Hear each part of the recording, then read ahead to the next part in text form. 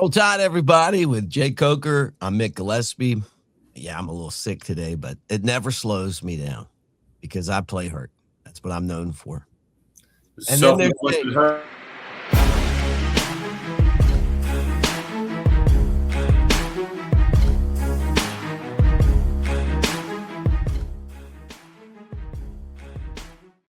As you were saying, self-inflicted sickness. No, a lot of times, some of those, what do I call them?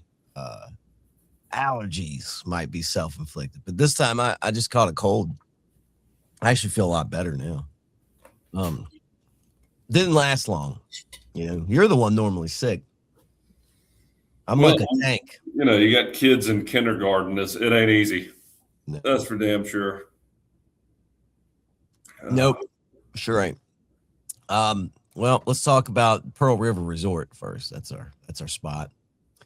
We got the big Steve Azar Delta Soul Golf Tournament coming up, you and me. Maybe some of you guys are going to Greenville, Mississippi. I mean, you talk about the middle of nowhere, Mississippi. And we're going to talk a lot about the SIP on today's show. So anyway, shout out to Steve. That's coming up in June. I don't know if there's slots left, but it would be great to see some of you guys there. And then, of course, Pearl River Resort in Philadelphia, Mississippi. Wonderful golf course, Dancing Rabbit. It's the Augusta you can play. You don't have to have a membership, but it's two amazing 18-hole courses. The Azaleas, the Oaks, the clubhouse is tremendous. Jake will tell you that. We've stayed there before. You can actually rent rooms in the clubhouse. When you do, you get a golf cart. My buddy Phil from out in works in San Francisco for the Giants. He came out with his buddies. You can rent a house on the green. I think it's like hole 3 or something. But it's just really cool. They got everything you need. Table games and slots at both casinos, Silver Star, Gold Moon, bunch of concerts. We'll get into that later, but just want to shout them out and talk Mississippi today because Lane Kiffin goes into Vanity Fair. You and I kind of touched on this last show, but it's just growing, right? And he starts talking about he can't get kids to come to Mississippi because of, you know, like symbols and, you know, like all the stuff that happened in the civil rights past and everything. And then Steve Sarkisian said that when somebody needs to get a class, they could take basket weaving there. It's like, man, what are you talking about? I mean, of all the things, right? Like the funny part to me is I've never been a big Pete Golden guy, like where I'm like, I just don't, you know. But then again, I look at it and I'm like, the guy's stirring it up because he's doing a pretty good job. Oh yeah, no, you know, it's look, it's when has there ever been a time where people have taken shots at Ole Miss like this? Welcome to the club, Ole Miss. We get this shit all the time. Yeah. That's how it feels. Yeah, when you're actually significant. Yeah, I actually miss those days. Yeah, it means you're actually relevant. Yeah, I don't know, man. It's you got Lane coming out, and then all of a sudden Sark is piling on top of that. I mean, dude, come on. It's not like you're recruiting a bunch of rocket scientists to come play football. I mean, nobody's. There probably is. I would say. I mean, of all the teams I played on, you probably got maybe 5% of guys picking where they're playing football based on the academic curriculum. I mean, maybe. Right. Yeah. I'm going to pick Harvard. I want to make sure that my career after default. Everybody thinks they're playing in the NFL. Like, yeah, and if I'm recruiting a guy, I want him to pick the school based on the coaching staff and the history of the football program. So you're telling me when you were recruited and it was Florida State and some other schools, you weren't looking at the historic Florida State curriculum to decide where you're going to go. I, by golly, want to have every advantage in business that I can have. I signed with Florida State and didn't know what I was going to major in until I got there to see what they had. Yeah. Well, the funny part about it is Sarkisian made that comment about basket weaving. Like, you could get a degree in basket weaving, nobody ever cares. Like once you graduate, the only thing anybody asks is you're like, hey, did you get, did you graduate? I've never seen on any application like anything other than what level did you finish of school, right? Oh, Where did you get your degree from? And I got mine from the University of Alabama. Roll Tide. Where'd you get yours, buddy? Yeah, my first interview after football was over. I remember Just a picture. Talking to the company that was hiring me, and I was like, I kind of talked to him about me and my sister. Yeah. Roll Tide, baby. But I was talking about, don't you want to know anything about my degrees or anything? Because I don't give a shit. You'll learn everything on the job. Yes, which is the truth, right? Yeah, like Robbie's there now, my nephew, and it's like, yeah. I mean, look, on time. Learn how to like intermingle with people that don't come from where you come from, right? Like, I mean, if you're going to be a doctor or a lawyer, or an accountant, then I understand that. But if you're going into miscellaneous business, I pretty much think you just got to figure it out as you go. But again, to sit here and when I had to graduate in 3 years at Florida State, I remember I had to find a way to take 20 hours my last 3 semesters. And so that was an escape, by the way, people. What's that? I said that was an escape. Like, look, I know you. You're a hard worker. I'm not saying you're not. But for you to do college in 3 years, you had something else on your mind.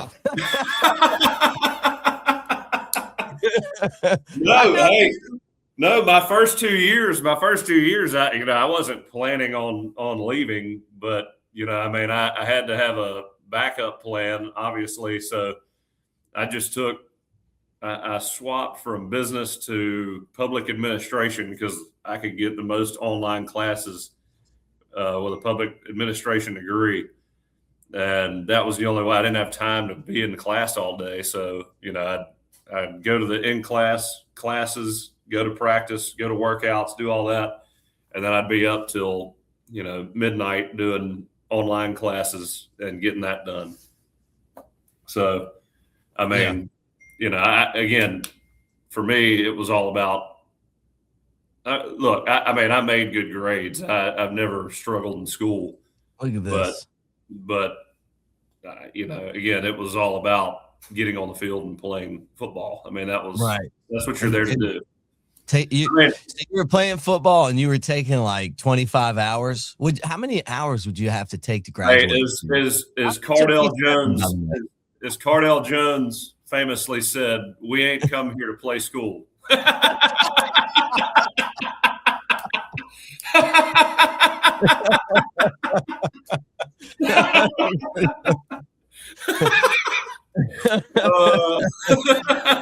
The funny thing is, like, just be sitting here thinking, like, I think it took me like 6 or 7 years. I did transfer a few times, and then it took you 3 years. Like that is crazy. Look, it was important to me to get my degrees. How much of the work did your aides do? Like, did you just like throw the paper down? They would just no. I actually, I did my work. I didn't like going to tutoring. I got this. Yeah, I didn't go to tutoring, but I will also be honest with you. Like, if you don't graduate with the resources that Florida State and Alabama had, then you're a dumbass. Really. Right. In all seriousness, you had good aides and all that kind of stuff. Yeah,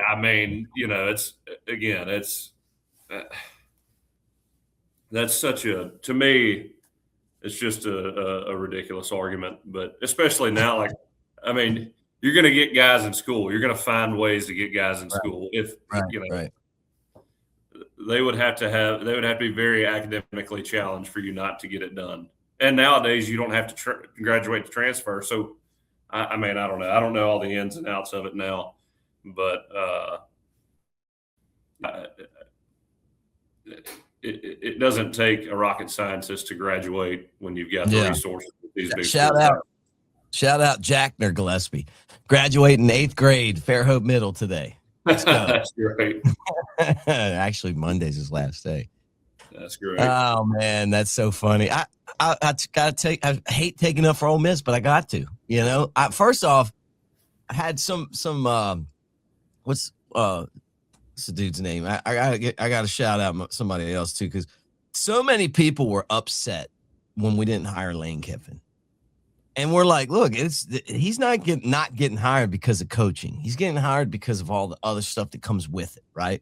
Which LSU's finding out now. I mean, do you really think that the administration wants this? Now they do go out and hire a bunch of outlaws. I mean, you look at other coaches, right? Maybe they like this kind of heat, but at the end of the day, I think for the most part, you know, you don't want to have your head coach getting involved in this kind of stuff, right? And my guy Jesse messages me a lot, and he was big on Lane Kiffin, and then this happened, and he's like, no, I see it, and I'm like, I told you, man, the guy has as checkered of a past as anything I've ever seen. Now, what's going to happen is this: I'm going to predict the future here. Where's my my ball? Okay, he's going to win. I think he's going to do a good job on the field. I think he's going to win. But the exit is going to be, it's going to be sensational, because that's what the guy does, man. I mean, how do you? He did I should say as good. No, he did a better job of coaching Ole Miss since they won national championships back in like the 50s, right? And instead of just taking this job, he takes it, misses the end of the playoff, doesn't even get to coach in the playoff with a team that could have won a national championship, and then tried to stay to the end. He wanted to be LSU's coach and coach Ole Miss at the same time. They're arch rivals, mind you. Then he goes down there, and now he just can't stop taking shits on Ole Miss to the point where he's caused this whole big controversy. They hate him now. And I remember they were taking up for him. They were covering for him. But if you go back and you look, I was in Knoxville when he left Tennessee. That was sensational. Couch burning, almost a riot, like, you know, all the off the field stuff. They were constantly getting nipped on by the NCAA. You know, like he said Alabama tried to that they sabotaged his headsets. He called Urban Meyer a cheater, you know, all that stuff.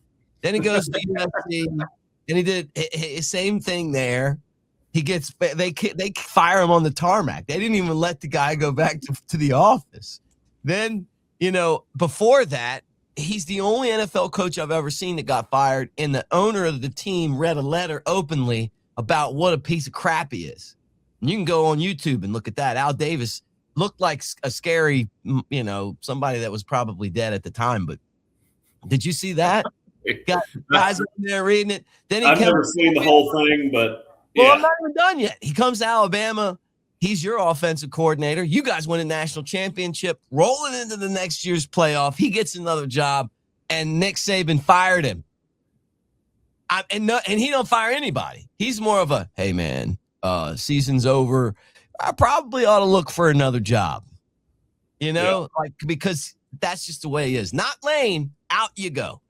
Then Lane does a good job down in Florida, goes to Ole Miss, and then, you know, and now he's at LSU, right? Like, the on the field stuff, and you played for him, it checks out, right? He's got one of the best reputations in football. And then the off the field stuff, it's like he just can't get it out of his own way. Yeah. Well, you know, to me, Ole Miss was the perfect fit.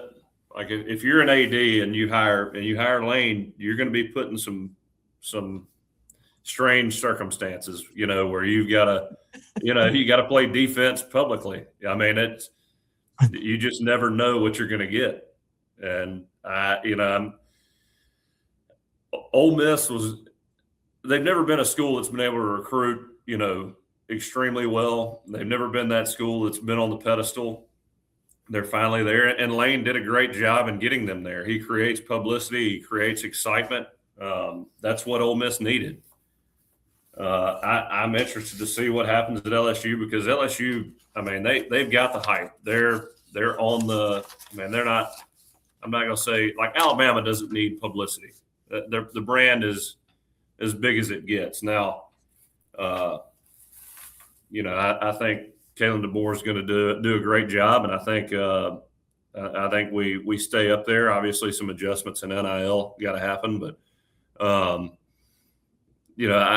I would hope that we never fall out of the limelight so much that we have to have a real marketing campaign and a coach that's got to market the way that Lane Kiffin does to get back to dominance. But I never thought it was a great fit for that reason. Mm-hmm. Yeah. Well, I mean, Alabama's got at this moment in time, because the standard is so high. You've had the greatest coach to ever do it, the greatest communicator ever in coaching, and Coach Saban. I mean, I don't know if you'll ever have a guy that can speak to donors, to the board, to the boosters like Coach Saban can. I mean, right. When you're that talented, that successful, he would say controversial stuff, I guess, to a certain degree, but it was always logical, and he was almost always right.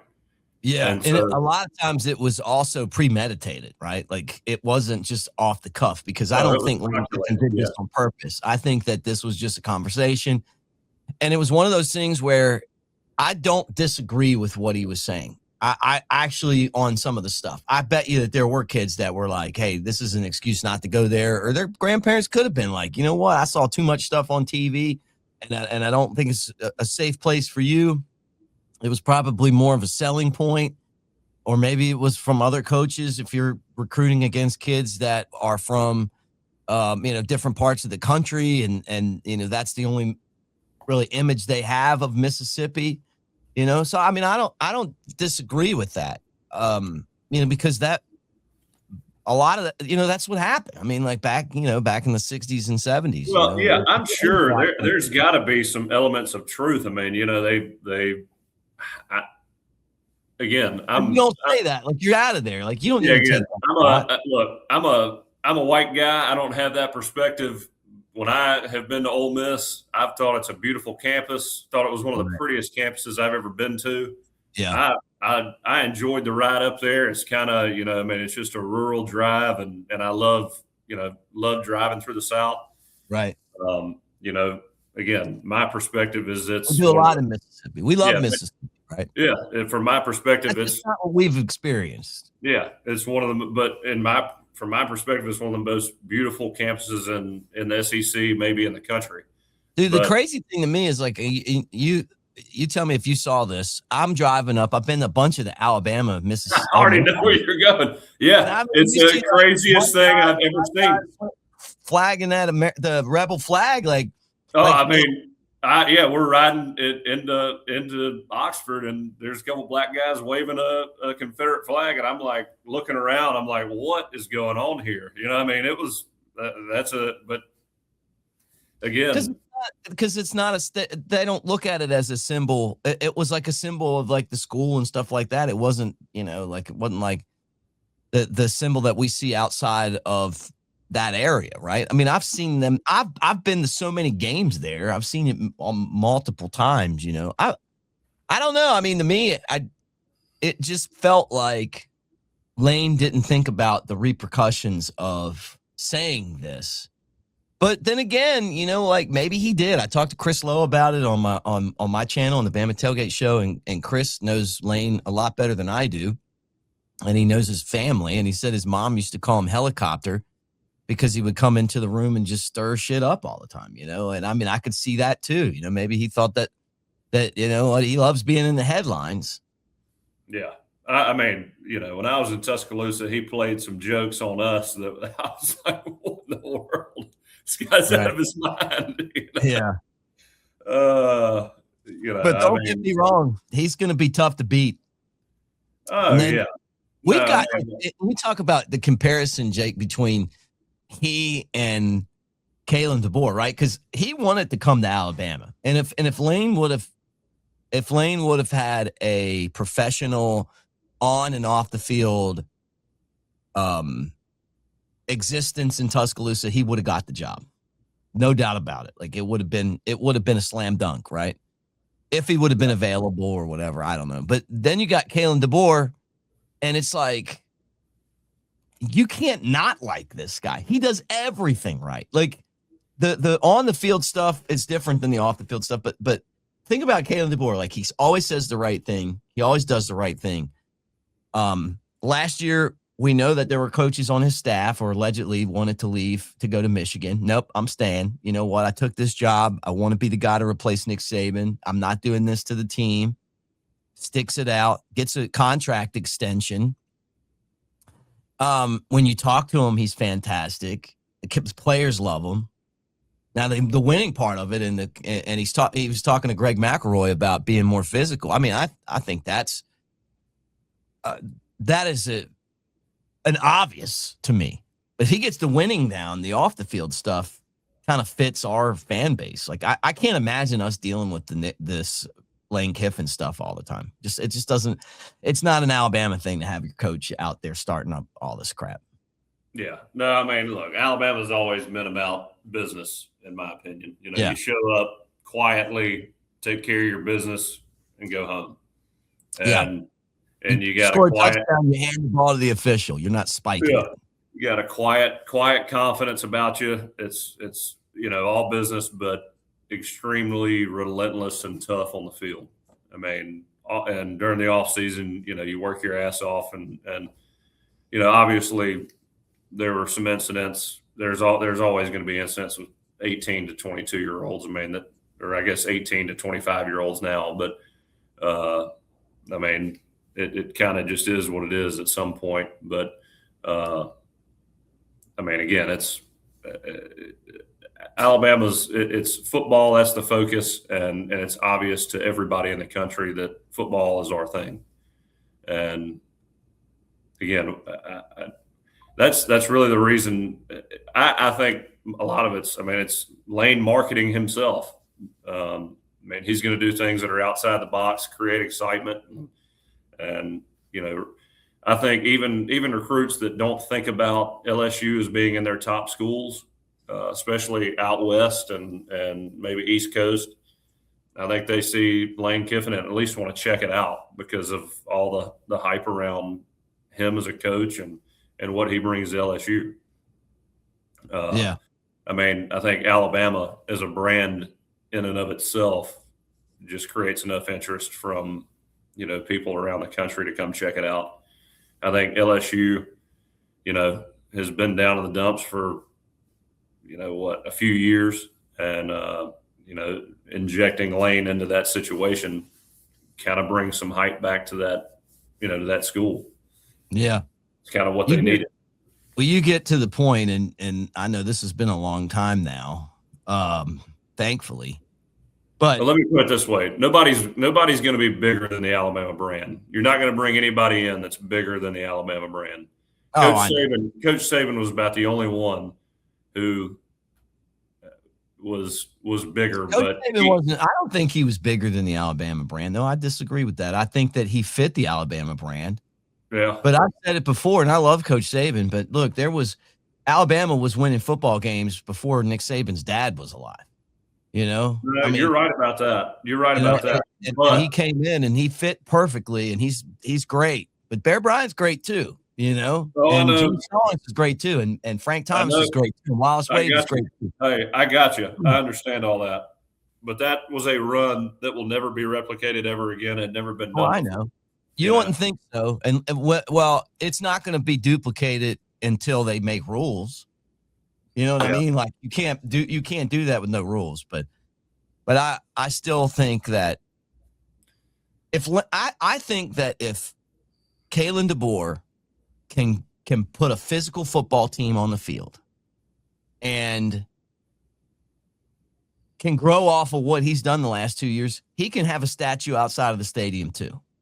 With the quarterback play he can win it all, just like those other guys. Yeah, with the pass game coordination, the quarterback play that we're going to have, there's no shortage of quarterback talent. Obviously, I mean that staff is the best staff in the country at recruiting quarterbacks. Yes. I mean look at the room he's putting together. It's best in the country, and half of them probably won't be there in a few years, but I mean, they're getting them there, and there's obviously a big time belief and what they're capable of doing with quarterbacks. Look at Ty Simpson. I mean, going from a first-year starter to the 14th pick overall. I thought as predicted here. That's right. First round, though, to do that with 1 year starting, that's incredible. But what happened was is that the guy stuck it out. It's not the same. Like they used to want to see a couple years of work, right?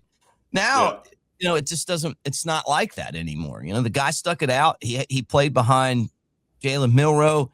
You look at what he did before he was injured. The fact that he had no run game and he was still so effective. That he's a football savant. You talk to him and you're like, man, like I remember you saying that, just how smart he was. And I thought they look for that. And the accuracy in the NFL is the number one thing, right? Arm strength's important and all that stuff's important too. But being accurate, you look at the best quarterbacks, it's because they can get the ball where they want to get it. You don't have that much time. It's like this fast there. Yeah. No, that's right. That and anticipation. He was to me, and again, I didn't watch Mendoza as much as I watched Ty Simpson, but especially within the SEC and just about everybody else in the country, you're not going to find a guy in college football that's operating the way he operates. Just not.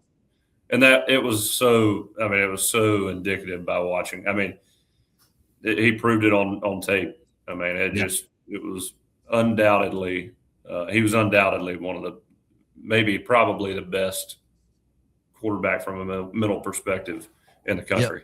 Yep. And that may be the player that keeps the Rams good for a long time. Let me tell you guys about these guys, though. Residence Inn by Marriott Ocean City. Back to back coastal style hotel of the year. But you got a chance to help them continue their streak of winning. Right there. Vote Residence Inn by Marriott Ocean City 2026 Hotel of the Year, because obviously our vote makes a difference. So hit that QR code, be a part of that. The White Marlin Open is coming. I love, being down here on the coast where we live in L.A., Lower Alabama.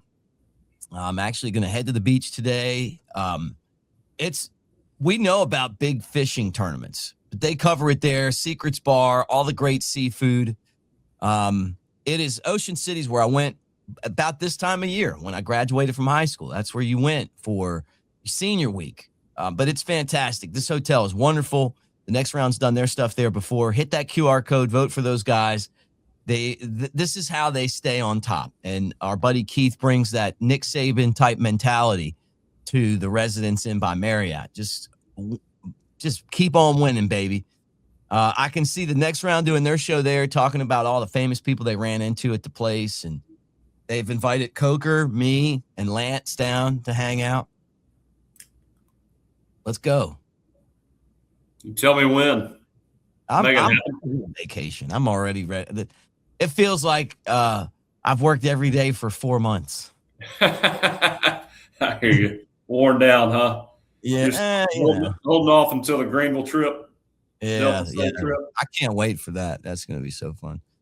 Because you never know who you're going to run into. The concert. I'm looking forward to that. Hey, targeting rule change. All right, let's talk about it. Which is that's probably one of my biggest issues with college football right now is how bad and inconsistent targeting is. Right. Again, I don't think even the referees understand the rule, because I don't think anybody understands the rule. You see the same hit 3 times and it's 50-50 on them kicking them out or keeping them in. Right. But I think what they've limited it now to 1 offense. You don't get taken out of the game and you don't miss the next game. Second offense, you're out. And then out for the next game too. Yeah. Basically what they're doing now is they're removing the automatic next game suspension for a player's first targeting foul. So if it's the first time you get one, and you're supposed to miss the next game, then they take that away. But if you're like a multiple guy, then they're going to kind of like repeat offenders, a second targeting penalty. in the same season results in a first half suspension for the next game, third offense. In the same season, a full game suspension. So basically what they want is if it happens one time, like you're going to make a tackle and you accidentally do it, they don't want you to be punished, something that was inadvertent. But the people that are out there purposely trying to target, they want them to suffer the bigger penalty. Yeah.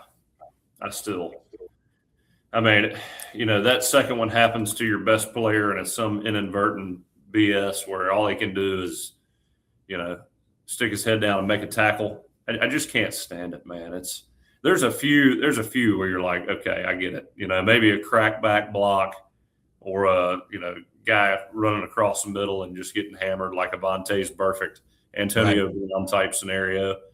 But, you watch these games and 70% of them are just complete and total garbage. I remember when they first started that targeting rule, and I was at Florida State. Nigel Bradham we were playing Miami. Nigel Bradham was just an absolute beast of a linebacker for us, and he hit some dude with the shoulder, just put him out of the game. But completely missed the call, threw him out. You lose your best player on defense, for some garbage, doing what he's coached to do. And it just, I feel like they don't understand it's jacking up their product more than it is keeping players safe. Right. I agree with that. And it's one of those things that drives you nuts. There's another rule change that's interesting.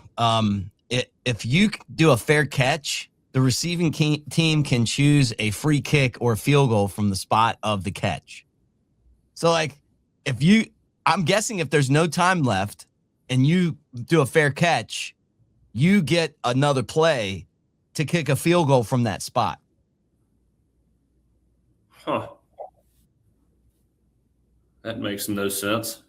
So, like, say like somebody punts the ball out of the end zone and you catch it, but I'm guessing that like no time goes on, right? Like if you do a fair catch, you could kick from there. A place kick. Yeah. Do you think that'll ever come into play?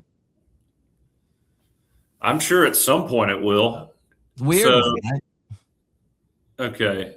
And so that's when time expires, pretty much. That's the only time it really matters. Yeah, right. That's what I would think, right? Huh. Pretty interesting. It's like when I was a Ravens fan, and I still am, and I remember they would put Ed Reed back on kickoff on field goals, and if they missed, he would return it. I saw him return them. That's when the kick six happened. I already knew what was going on. But I'm sure there were a lot of football fans that were watching the kick six and going, man, what's going on? Why is there a guy running the ball right now? I knew it. I saw when Chris Davis ran back there to the end zone, I knew. It was like, oh, man, this could be bad. Yeah, if he right. doesn't get it there. Yep. So, some rule changes. Hey, guys, let me tell you about our friends at Patriot. Patriot is going to help you get where you want to get. And we love talking about these guys each show because when you call, Will and Justin are going to answer, man. They're going to answer your call. Free inspections. They do roofing, building, unlimited home license to do anything you need. Siding, gutters, windows, all of that stuff. You can see them right there putting that house together again. And when they're finished, it's going to look brand new. And, with all the bad storms that are coming through right now, it's something you got to keep an eye on. So give Patriot a call, 205-919-4494. It's that time of year, man. They do free inspections. So let them make sure you get them out there. Let them check your roof, make sure everything's cool, and keep your house protected. All right, buddy. I feel like we've given them a good show on this Friday. Yeah. What you got planned for the weekend? Golf? Man, nothing. Yeah.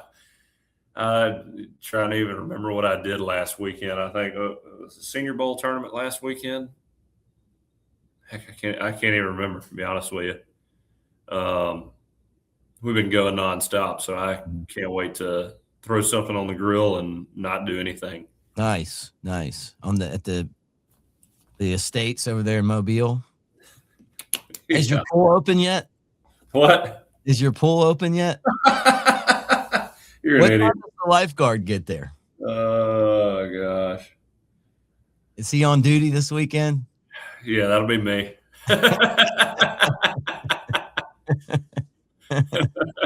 Oh, man. I think it's funny. I think at this time of year, thank God for Lane Kiffin, just to keep us working. You know?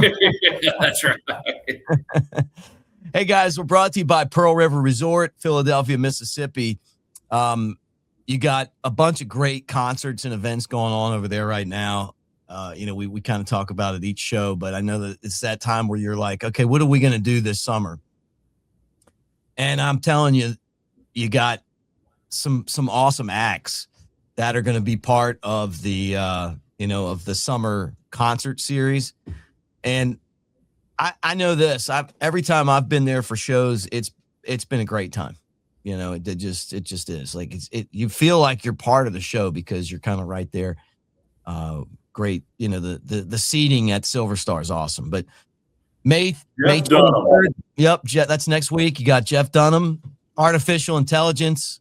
He's the guy with all the puppets. He came last year. It's a great show. May 23rd, 8:00. You got Drew Hill, which is a rap group, very popular rap group. Saturday, June 27th, Silver Star. Then there's your guy back on the Blacktop tour, Clint Black. That's July 3rd, 8:00. We ought to go any other weekend but July 4th. That would be for you. You're saying, yeah. Yeah. And then Fluffy, look at Fluffy coming on August 15th, 8:00. Funny thing is that these guys are so good.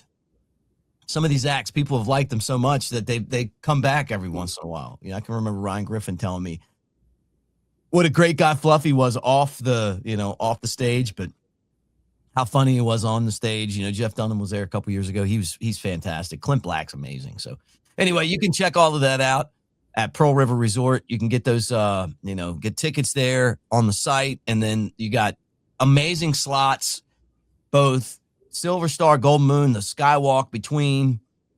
The bar is fantastic. Bunch of different bars there. They got big acts and small acts. The weekends are fired up over there. You get so much to do. Mom and Them's restaurant's great. Philip M. Steakhouse, where Jake's going to buy me a steak soon, over there as well. So check it out. Play some golf. Geyser Falls is open now, the water park for the kids. So all that at Pearl River Resort. Any final thoughts before we watch you on this commercial? Roll Tide. Roll Tide. So, Jake, let's break down some game tape. Hold on, fellas. Steve, Hey, Jake, you ready to rock? let's roll, brother. Guess we're calling plays at Pearl River Resort. Wow, Jake's first throw scores. And Steve's got the crowd pumped.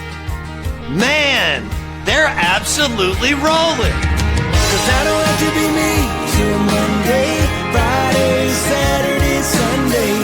I ain't gonna face reality. I tell you, Jake's still got game. While Steve keeps rocking aces. Boom, Jake seals it with a pick. Come call your own plays. At Pearl River Resort. Let's roll. I don't have to be me till Monday,